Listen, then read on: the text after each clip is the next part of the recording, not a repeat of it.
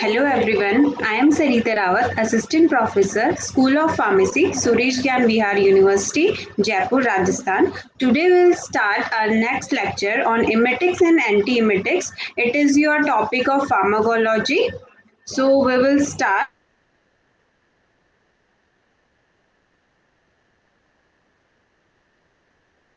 Cause and mechanism of vomiting, drug for vomiting, pharmacology of emetics and antiemetics, nursing consideration for patient receiving an antiemetics agent. Now, what are the learning outcomes of this lecture? You are able to know about the range of drugs that are used to introduce vomiting and drug used to treat the vomiting. And you are also able to know about the clinical application, side effect, toxicity regarding the emetics and antiemetics, and treatment principle for vomiting. So we will start with what is emetics. Before that, we have to know about what is vomiting. So I guess everyone knows about the vomiting, and once a while, everyone faces vomiting in their life. The so emetics are the drugs that are used to induce vomiting. So emetics are a productive reflux that serves to rid the stomach and intestine of the toxic substance and prevent their further ingestion. So we use emetics to like reflux out any substance from our stomach so that it will not further go through all over the body, and drug that produce induce vomiting is called emetics. Now, how the vomiting mechanism happen? How vomiting can occur in any person's body? First of all, we have to know about the mechanism behind the vomiting. Only then we can induce the vomiting for any purpose. So, basically, vomiting. What is the purpose of inducing vomiting? Why anyone can induce vomiting in any person? So it has a vital action, like if any person came to the hospital and they have taken any kind of poisonous thing, so we can give them vomiting so that they can overflow it with its mouth, and then it is not further like distributed in his body. So that's how we use the vomiting, and for some another reason also we mostly use the emetics to induce vomiting. And now, coming to the mechanism of vomiting, we see it is the forceful explosion of the content of the stomach by the mouth or sometimes through the nose. So, whenever any person taken any unwanted thing, so we induce vomiting forcefully to expel out that particular thing, that unwanted thing. Those things have a severe effect on the person. So that's why we need to expel it out. And by mouth and sometimes through the nose. The vomiting reflex is stimulated by two centers in the medulla. The first one is vomiting center, and the second one is chemoreceptor trigger zone. So, in short form, we tell it CTZ. Okay, so those two centers in our brain that regulate the vomiting, they control the vomiting stimulate. Then as you can see, vomiting center, they are controlled by the H1 and acetylcholine. So whenever anything like our D2 receptor or 5-HT3 receptor stimulates, they go to the direct to the chemo trigger zone and they stimulate it, and then they send the impulse to they send a signals to generate the vomiting or to have a vomiting. So they are also controlled by the vagus nerves and the gastrointestinal tract by a 5-HT3 receptors. And then we have also vestibular apparatus like H1 and acetylcholine. So they all work together, and they send a signal, vomiting centers send a signal to by these receptors, and then they generate vomiting. So how this CTZ is stimulated? So when we see the stimulation of CTG, so tracheal stimulation of the back of the throat of reflex to get rid of something that is too big or too irritating to be swallowed, and excessive stomach distension, increasing intercranial pressure by direct stimulation, stimulation of the vestibular receptor in the inner ear. So our CTZ is stimulated by either if any person has swallowed something that is not pleasing to our body or something that is too irritating to the body, then the CTZ is stimulated and vomiting can occur. Or if any excessive things come to the stomach, if any person has ingested some any excessive or indigestive thing to the stomach, so that stomach send a signal to the by their stimulant, and then the CTZ is stimulated and then vomiting occur.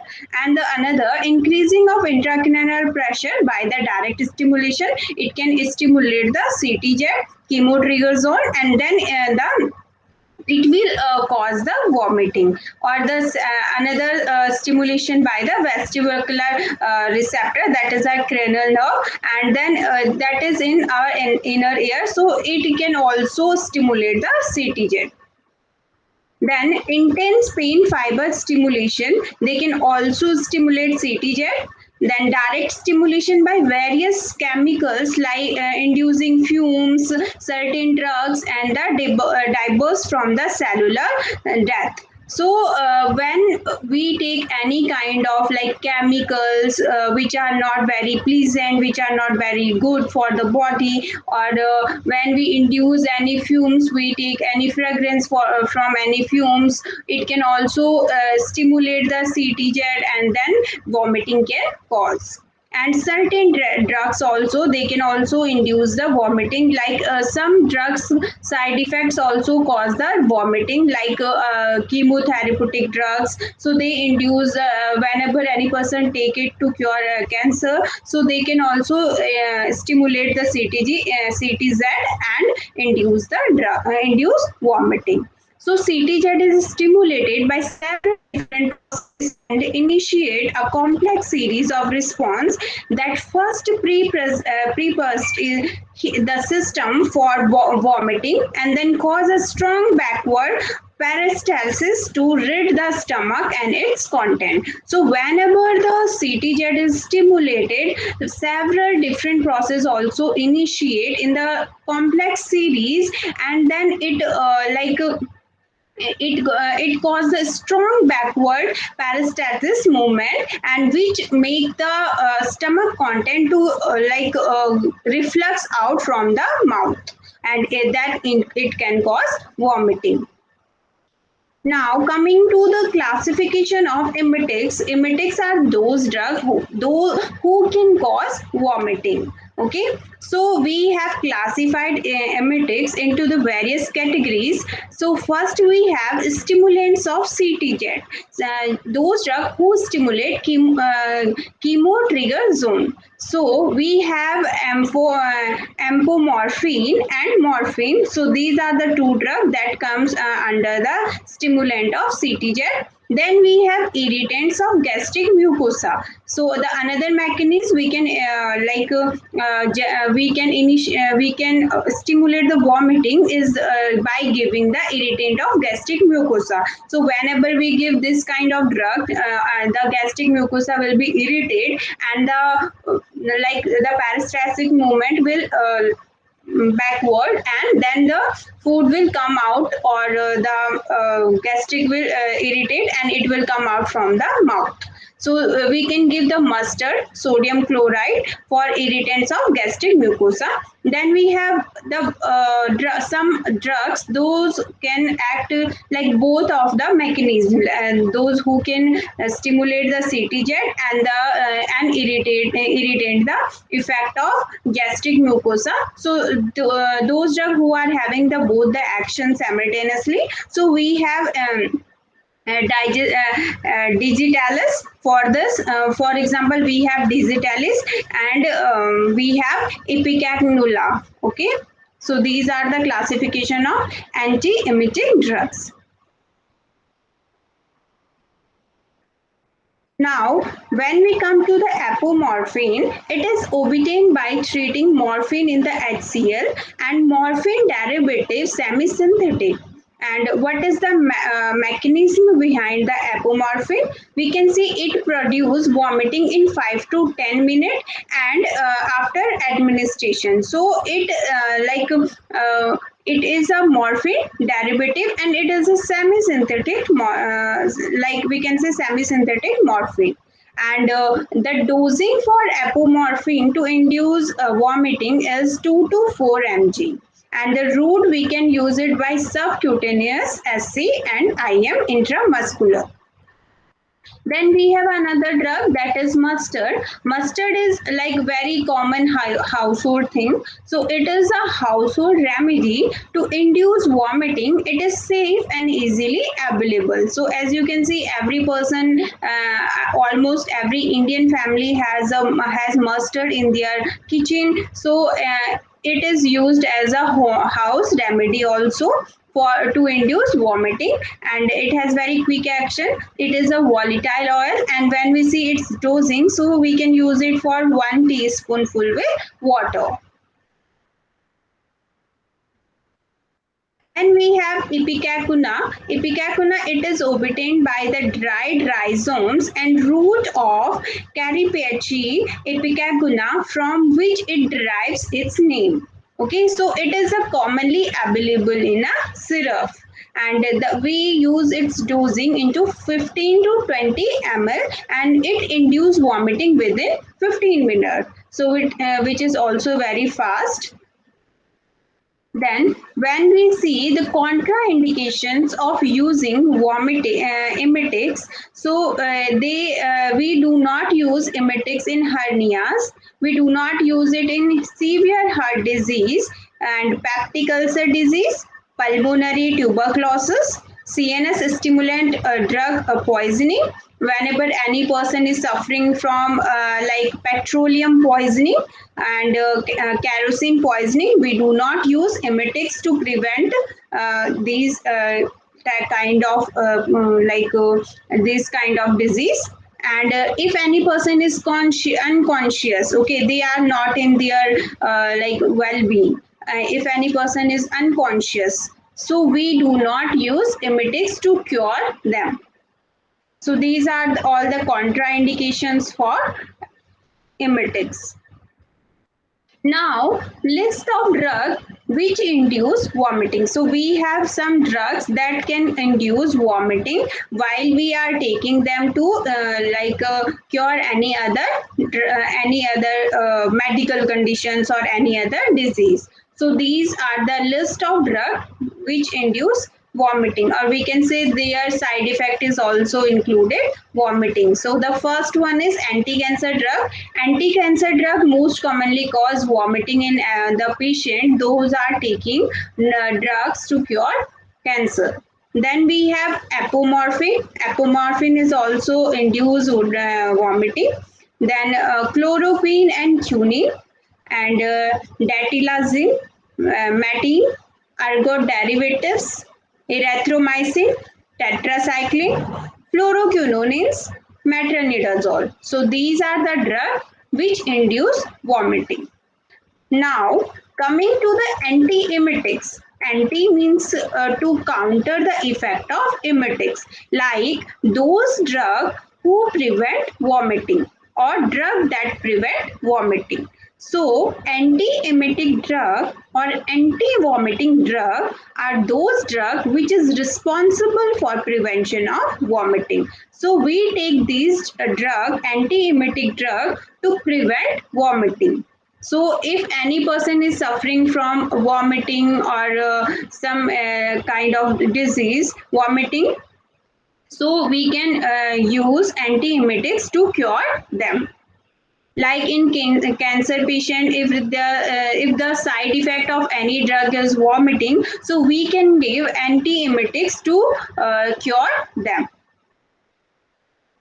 So what is the mechanism behind antiemetics? So we can see here, we already see that chemo trigger CTZ and vomiting center is the controller of all the vomiting mechanism. So whenever we see we have to counter the stimulants, those are sending the signals to the vomiting center and CTZ, so that the vomiting center did not send the stimulants back to the signal back to generate the vomiting or to cause the vomiting. So first we can see in this picture very clearly.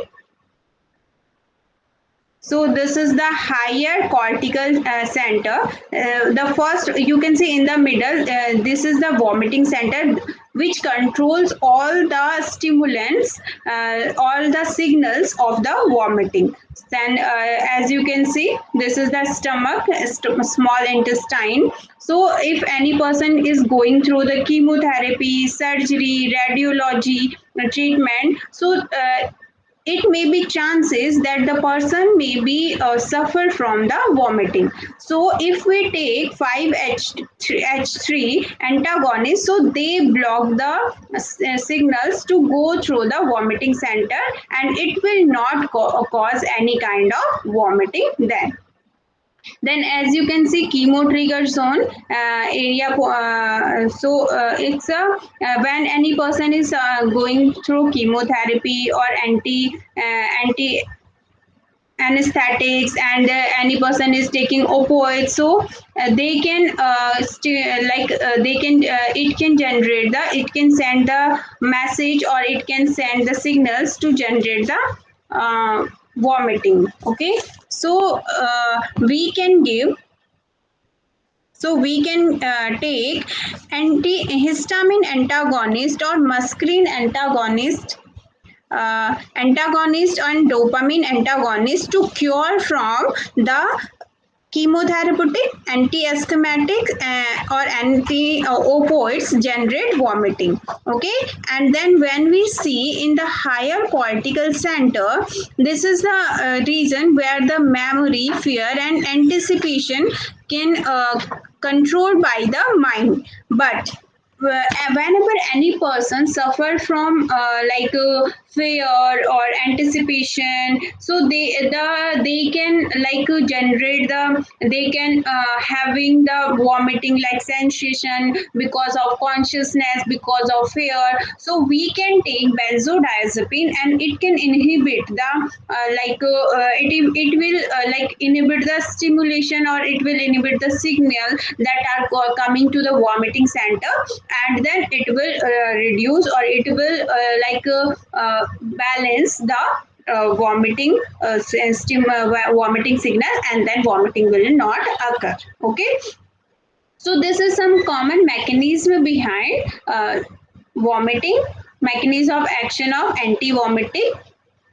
Now we have a classification of antiemetics. Okay, so we have classified them into 7 categories: prokinetics, antimuscarines, H1 antihistamines, neuroleptics, 5-HT3 antagonist, anticholinergic drug, adverse antiemetics. So for example, we have prokinetics. Prokinetics include metoclopramide and domperidone. Domperidone is a very vast used drug for antiemetics. Okay, this is very common, and you can also easily get it from the OTC, over the counter drug. So it is non-prescribable drug, or it is easily available anywhere.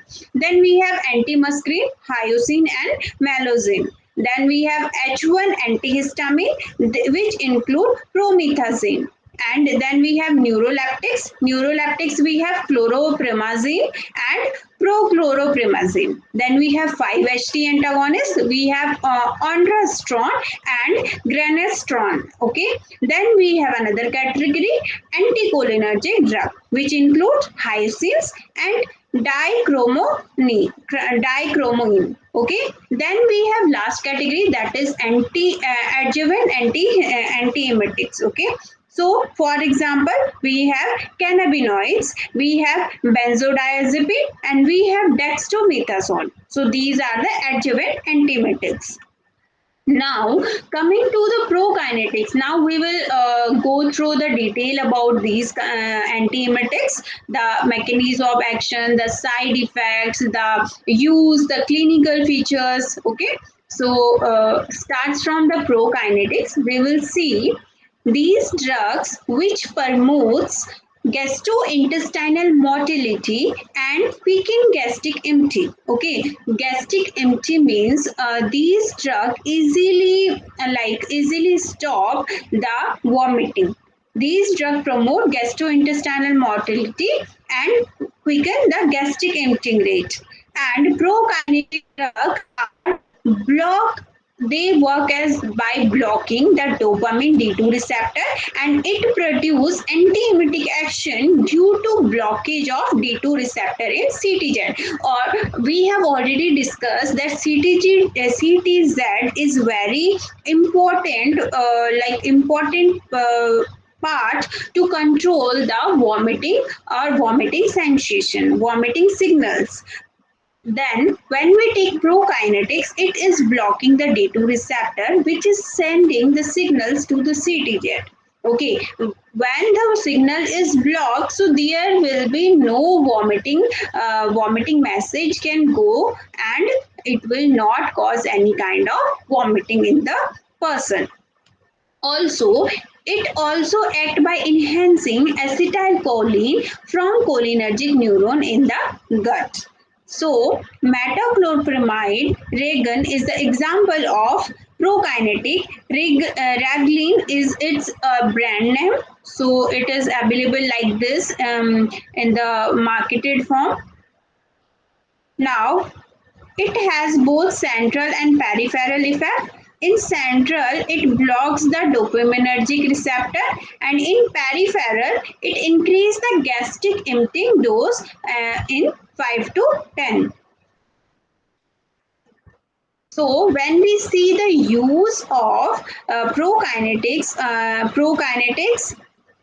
metoclopramide, we see the use. It is used as an antiemetic, gastrokinetic, dyspepsia, gastroesophageal reflux disease.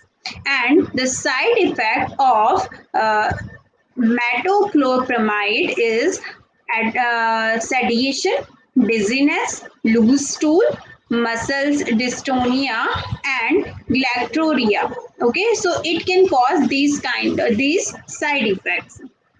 Now, coming to the metoclopramide dosing, it those include 5 to 10 mg. Indications: post-operative vomiting, vomiting during induction of anesthesia.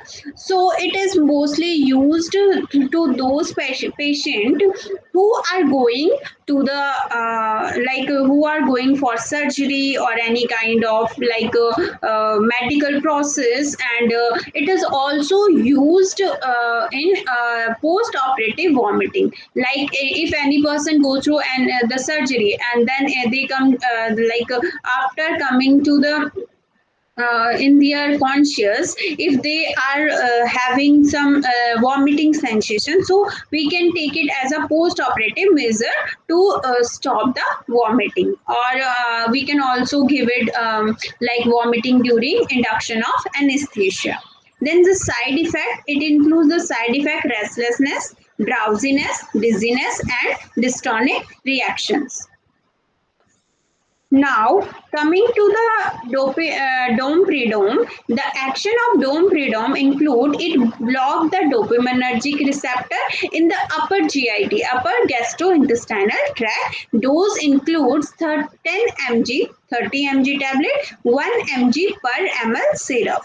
We have side effect of domperidone. It can cause headache, dizziness, dry mouth, nervousness, flushing, or irritability. Now, next category is antimuscarinics. So when we see the action mechanism of action of antimuscarinic agent, they are competitively inhibited action of acetylcholine at muscarine receptors. Like we have a, for example, we have hyoscine. So it is very effective in controlling the motion sickness. So whenever you are traveling to the hilly area, so there are lots of problem of motion sickness there. So you can use the hyoscine as a motion to cure the motion sickness. Now, when we talk about the dosing of antimuscarinic, we have zero point 0.4 to zero point 0.6 mg per oral for 30 minutes before journey. And it is a labyrinthine sedative. Now, the next category we have neuroleptics. So, these are potent antiemetics. So, act by blocking D2 receptor in the CTZ and antagonize apomorphine inducing vomiting and antiemetic dose in much lower than the antipsychotic dose. These agents should be administered until the cause of vomiting has been diagnosed, and they we can use these drugs as a, like we can say, prophylactic treatment. Okay, and the action, they act by suppressing the CTZ, so they antagonize vomiting produced by the drug which stimulate CTZ. For example, we have chlorpromazine. We have already studied about this. So the doses per oral 10 to 25 mg, and IV IM 25 to 50 mg. Now, prochloro, uh, uh, prochloropromazine. Okay, so it is a dopamine receptor antagonist used for treatment of nausea and vertigo. It is also a highly potent typical antipsychotic and more potent than chlorpromazine.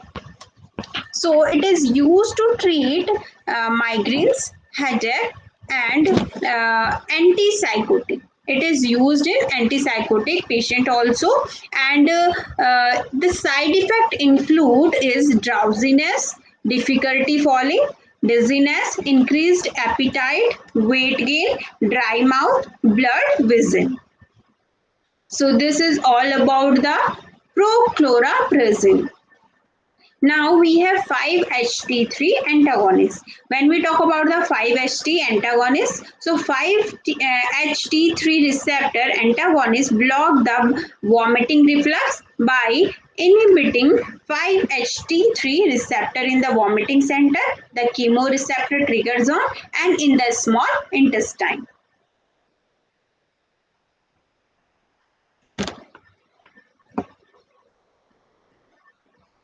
Okay, so we have example ondansetron. Ondansetron come in the brand name Emcit. So it is a prototype developed to control the cancer chemotherapy or radiotherapy inducing vomiting. So if any person is going through the cancer treatment, chemotherapy or radiotherapy, and the side effect of those drugs is they induce vomiting, so we can use to cure that vomiting by using ondansetron. Then the action, it reduces the activity of vagus nerve, which deactivates the vomiting center and also block the action of 5-HT3 receptors. It is used in the to prevent chemotherapy, post-operative nausea, vomiting, and it blocks 5-HT3 receptor in GIT and CTZ. Specially used in the chemotherapy, post-op, vomiting, or other drug-induced vomiting. Dosing we have 4 mg in each ampule and 4 to 8 mg in tablet. So it is in the tablet form and ampule form. Both form are available. So side effect includes headache, constipation, and dizziness are the most commonly reported side effect associated with its use. So ondansetron has the side effect headache, constipation, and dizziness. Then we have Granistron. Granistron, it is the 10 to 15 times more potent than the ondansetron. So it is more effective in the chemotherapy and it has a dose of IV 1 mg. Then we have H1 antihistaminics. H1 antihistaminics, these agents most likely act by inhibiting cholinergic pathways of the vestibular apparatus by the receptor crossover. So, H1 receptor antagonists are used to treat motion sickness and vertigo. So, the agent produce sedation and dry mouth. They act by sediating the vomiting center and they are suffer for long-term use. They are safer for long-term use. So, whenever any person is having the having motion sickness problem, so they go for H1 antihistaminics and they can cause like sedation like actions, but they are safer for long term use. Effective in motion sickness and vomiting due to the labyrinthine disorders.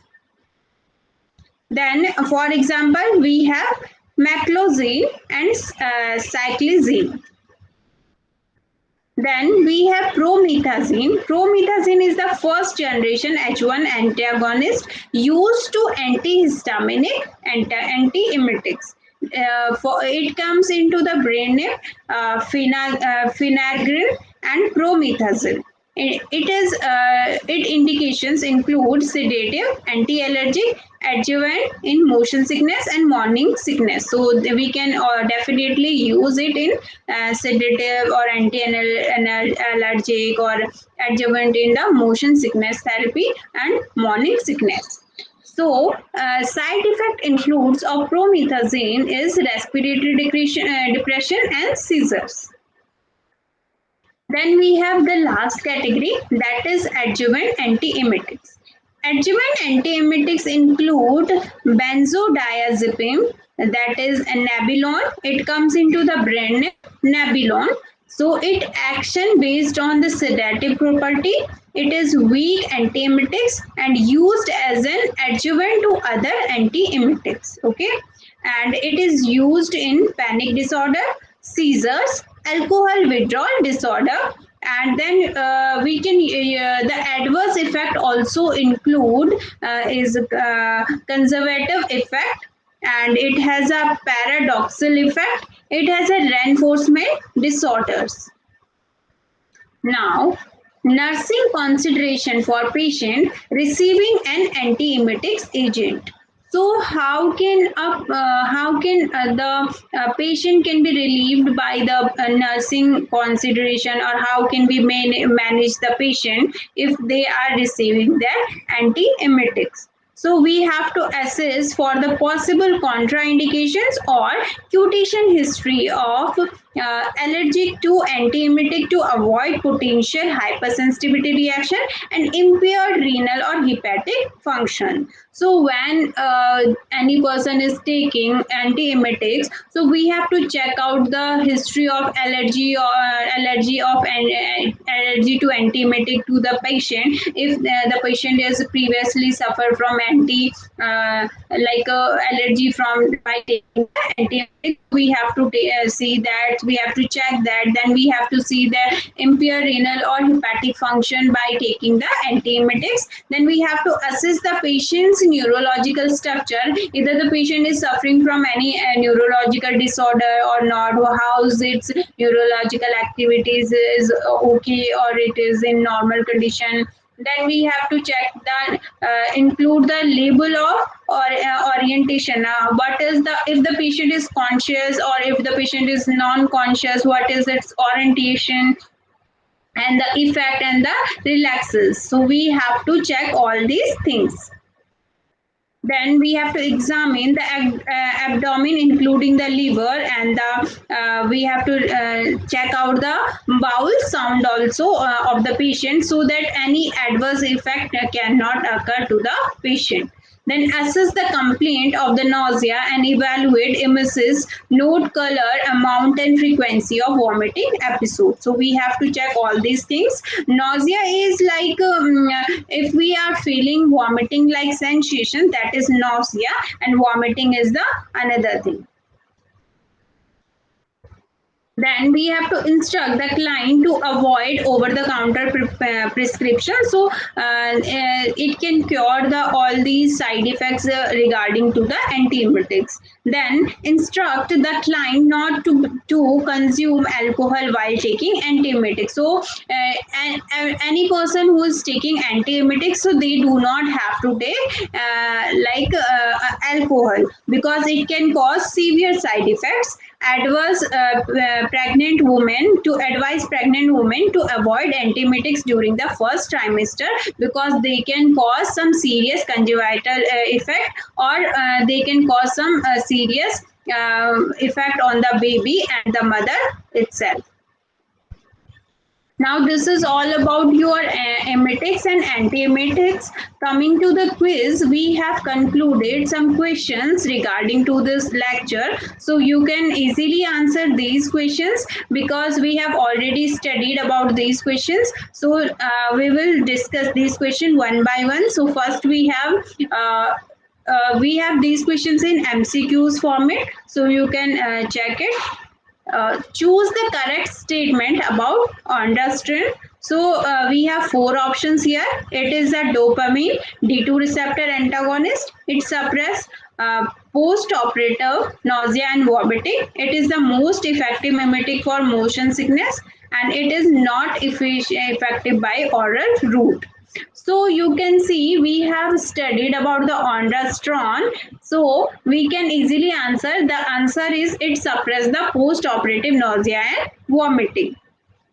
Now, cancer chemotherapy induced vomiting that is not controlled by the metoclopramide alone can be suppressed by combining it with. So we have also studied about the cancer chemotherapy side effects. So when we take metoclopramide for the cancer induced vomiting, so it alone is not that much effective. So which drug we have to combine it to, like if enhance its effect. So the options are amphetamine, dextromethasone, hyoscine and salicylate. So the answer is dextromethasone. Then the third question is ondansetron block and emetogenic impulse at the following site. So we have to choose ondansetron's block which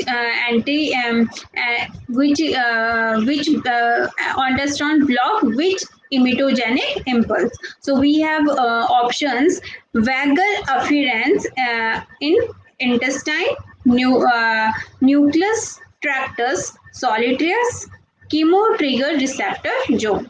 So we have answer the D, all of the above. So the answer is all of the above, because it's act on all the receptors, all the pathways. Then we have a next question. Granisetron is a second generation antihistaminic drug for peptic ulcer, antiemetic for cancer chemotherapy, and new arrhythmic drug. So you can easily answer it while you go through the previous slides. Now we have a next question. Prokinetic drugs serve the following purpose in the gastroesophageal reflux disease. So we have an example. We have options. It reduces the reflux of gastric content into the esophagus. It promotes healing of esophagus. It reduces acidity of the gastric content. It or both the options A and B. So we have to choose the right answer. So you can choose the right answer. And then the another 6 questions is Cispirides enhance gastrointestinal motility by activating serotonin 5-HT4 receptor, activating muscarine M3 receptor, blocking dopaminergic D2 receptor, or all of the above. The seventh question is, which prokinetic drug produce extra pyramidal side effects? So we have options metoclopramide, cispiride, domperidone, or all of the above. Then the eighth question we have, metoclopramide blocks apomorphine include vomiting produced muscarine and dystonics and increase prolactin release in it indicates that is has anticholinergic actions, antihistaminic action, anti-5-HT3 actions, or anti-dopaminergic action. Now the next question is, choose the phenothiazine compound which has selective labyrinthine suppressant actions is used for vomitism, vertigo, but not in the schizophrenia. So we have options trifepromazine, prochlorpromazine, eupромazine, and thyrodazine. So we have to choose our answer. Then the next question we have, metoclopramide has the following action except enhance, increase the lower esophageal sprinkle tone, it increase the tone of pyloric sphincter, or it increase the gastric peristalsis, it increase the intestinal peristalsis. So we have to choose the right answer. So these are the 10 questions regarding your lecture. If you go through the lecture very patiently, so you can give all the answer correctly. Now coming to the reference included for this particular lecture is this is taken all the information taken from these references. So the reference include basic and clinical pharmacology by Bartram, and the pharmacological basis of therapeutic by Louis Sanford Goodmans and other. Tripathi KDT, Essential of Medical Pharmacology by J. Brothers Publication, Medical Publishers, New Delhi. Then we have the Basic and Clinical Pharmacology, Lange Medical Publication, California by Kadzung Busy. Then the another book is Textbook of Medical Physiology, Guatem, 11th edition. So this is the reference included. Now, I hope you all have understand about the emetics and anti-emetics. So this is very easy topics and day to day very common topics. We already know about the vomiting. We already know about the nausea. We know how vomiting cause. The most common reason of vomiting in day to day life is motion sickness, and sometimes the people also suffer from the morning sickness, and mostly the pregnant women also suffer from the vomiting due to the hormonal changes, and the patient who are taking chemotherapy for cancer treatment, those also suffer from the vomiting. Vomiting is very common side effect of chemotherapeutic agent and radiotherapy.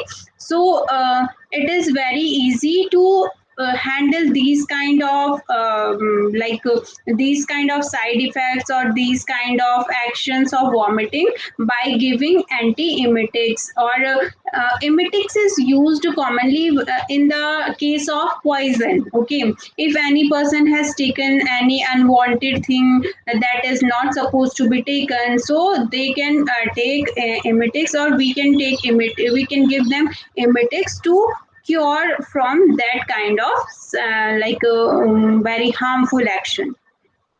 Okay, so this is about your emetics and antiemetics. Hope you will take good knowledge about it. So this is all about today's lecture. So thank you for today's lecture. Thank you for patiently listening to me.